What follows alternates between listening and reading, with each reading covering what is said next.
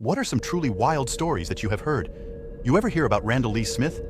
Back in 1981, he murdered two social workers hiking up along the Appalachian Trail. He was caught, convicted, served 15 years in prison for the murders. He was paroled, released. In 2008, two men camping in Dismal Creek, Virginia had a man come out of the woods and talk to them while they were fishing. The guy was a bit odd, an old man in brand new, poorly fitting gear. He sort of invited himself to dinner. While sitting around the campfire, the old man pulled out a pistol and shot one in the head and fired after the other guy. The pistol was a .22, and the shot to the guy's head was deflected. He was shot in the head, but was still alive, and charged the guy and tried to wrestle the gun away. His buddy who ran was shot in the back, but wasn't aware of it as he jumped in the Jeep and started it up.